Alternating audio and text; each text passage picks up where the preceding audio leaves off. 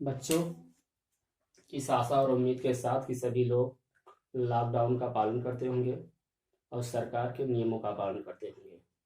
चलिए, आज हम आपको पढ़ाएंगे इंग्लिश फर्स्ट पेपर का प्रोज का पहला lesson.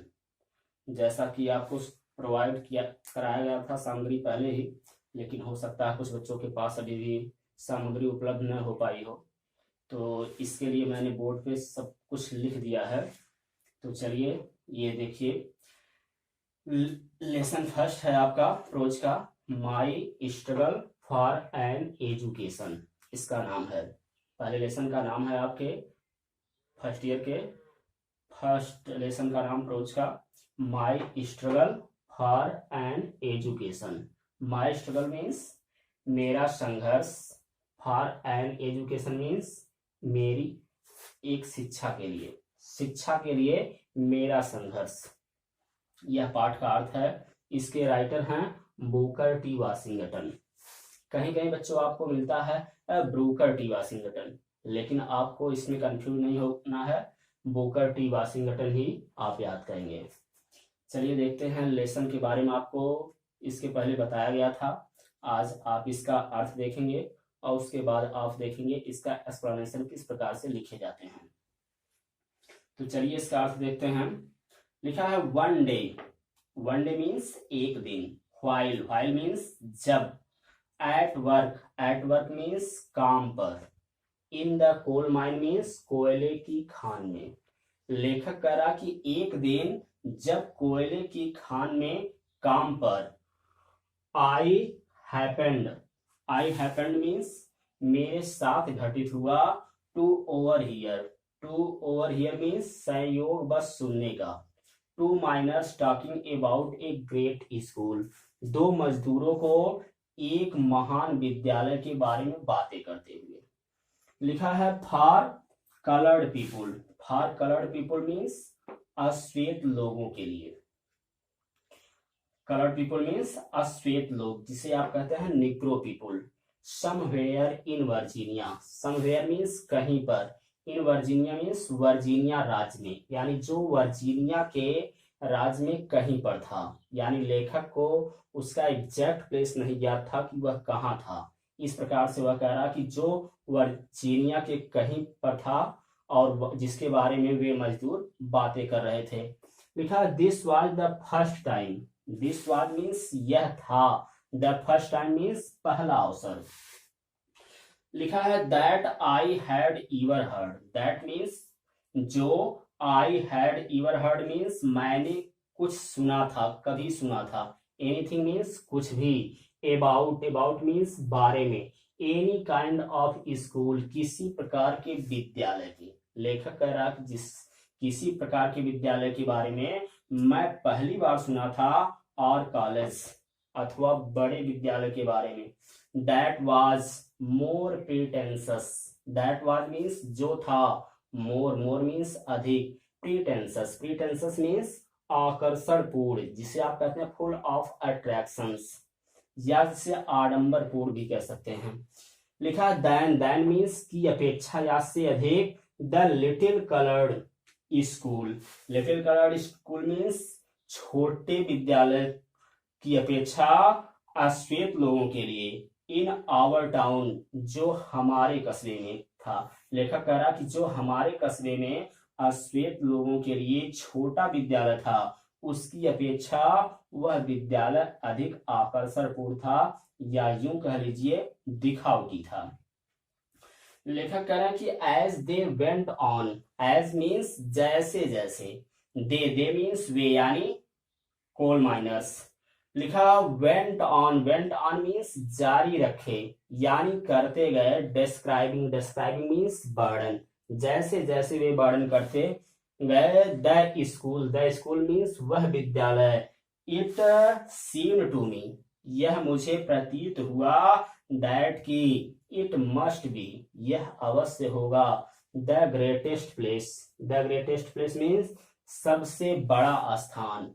On earth, on earth means पृथ्वी पर। लेखक को लगा कि पृथ्वी पर जैसे वह सबसे महान स्थान हो, सबसे बड़ा स्थान हो, जैसे जैसे वे जो है उस विद्यालय के बारे में वर्णन करते गए। लेखक कह रहे हैं not even heaven, not means नहीं, इवन हेवन मीन्स स्वर्ग भी, लेखक कह रहे हैं स्वर्ग भी नहीं। प्रेजेंटेड, प्रेजेंटेड मीन्स उपस्थित कराया, मोर अट्रैक्शंस अधिक आकर्षण, यानी लेखक को जो है स्वर्ग में भी अधिक आकर्षण नहीं लगा। For me, for me means मेरे लिए, एट दैट टाइम जितना कि उस समय, देन डिड जितना कि किया, यानी जितना कि आकर्षण लगा the Hampton normal and agricultural institute, जितना कि लेखक को the Hampton normal and agricultural institute में लगा। ये जो संस्था का नाम है जिसमें ब्रूकर टी वाशिंगटन जो है अध्ययन करना चाहते थे, या जिनकी जिज्ञासा थी, जिनकी तीव्र इच्छा थी कि वह इस विद्यालय में एडमिशन ले जो हैम्पटन में था। लिखा है इन वर्जीनिया, जो वर्जीनिया में था। अबाउट विच मीन्स जिसके बारे में दीज मेन वर टॉकिंग, ये व्यक्ति बातें कर रहे थे। लेखक कह रहे हैं कि आई रिजॉल्व, आई मीन्स मैंने, रिजॉल्व मीन्स होता है दृढ़ निश्चय कर लेना, पक्का इरादा बना लेना, जिसे कहते हैं डिटरमिन्ड। एट वंस मीन्स तुरंत, लेखक कह रहे हैं मैंने तुरंत जो है दृढ़ निश्चय कर लिया, पक्का इरादा बना लिया, to go to that school, उस विद्यालय में जाने के लिए। ऑल्दो मीन्स यद्यपि, आई हैड नो आइडिया, लेखक कह रहे हैं although I had no idea means I did not know, it means लेखक नहीं जानते थे कि वह कहाँ था। वेयर इट वाज, यह कहाँ था, यानी वह विद्यालय कहाँ था। आर हाउ, आर मीन्स अथवा, हाउ मेनी माइल्स मीन्स कितने मील, अवे मीन्स दूर था। लेखक कह रहे हैं आर अथवा how I was going to reach it, or means अथवा हाउ आई वाज गोइंग, मैं किस प्रकार जा रहा था, टू रीच इट, यहाँ पहुंचने, यानी उस विद्यालय पर पहुंचने के लिए वह कैसे जा रहे थे, उस स्थान पर पहुंचने के लिए कैसे जा रहे थे, उनको ये भी नहीं याद था। आई वाज ऑन फायर, लेखक कह रहे हैं कि I was on fire, I was means मैं था, ऑन फायर मीन्स एक्साइटेड, उत्तेजित, कह रहे हैं कि मैं उत्तेजित था। कॉन्स्टेंटली मीन्स कॉन्टिन्यूअली, जिसे आप कहते हैं लगातार, निरंतर। विद वन एम्बिशन मीन्स एकमात्र महत्वाकांक्षा से, एम्बिशन मीन्स महत्वाकांक्षा, which you wants to get with more eagerness, that is called ambition. तो लेखक कह रहे हैं कि जो एकमात्र महत्वाकांक्षा थी उससे लगातार वह उत्तेजित थे, इच्छाओं से परिपूर्ण थे। एंड दैट वाज, और वह था, टू गो टू हैम्पटन जाना, और वह इच्छा क्या थी, हैम्पटन जाने की थी लेखक की। ये कह रहे हैं दिस थॉट मीन्स यह विचार, यानी लेखक का हैम्पटन जाने का विचार, और वाज मीन्स था, विद मी मीन्स मेरे साथ, यानी लेखक के साथ था, डे एंड नाइट मीन्स दिनों रात, यानी लेखक का वह विचार जो है उसके साथ दिनों रात रहने लगे। तो ये इसका अर्थ था। चलिए अब आपको इसको थोड़ा सा इंग्लिश में बताने का प्रयास करते हैं। देखिए बच्चों, सबसे पहले आपको ये जान लेना है कि सबसे पहले आपको जैसे ही ये पैराग्राफ पूरे हो गए, आपको इसी प्रकार से पैराग्राफ दिए जाते हैं और इसका रेफरेंस कॉन्टेक्स्ट एक्सप्लेनेशन लिखने के लिए दिए जाते हैं। आपको ये ध्यान देना होगा, जब भी आप रेफरेंस लिखते हैं तो रेफरेंस मीन्स होता है संदर्भ। आपको ये ध्यान देना होगा जो हम रेफरेंस अभी बता रहे हैं फिलहाल बोर्ड पे ही बताया जाएगा, लेकिन अभी आप वैसे ही जानिए और लिखने का प्रयास करिए। रेफरेंस में आप सबसे आसान भाषा में लिख सकते हैं कि these lines have been taken from the lesson. Lesson का नाम लिखेंगे my struggle for an education. इसके बाद आप लिखेंगे written by Booker T Washington. अब आप कामा लगा के नीचे लिख सकते हैं ए ग्रेट निग्रो राइटर। इसके बाद लिखेंगे कॉन्टेस्ट।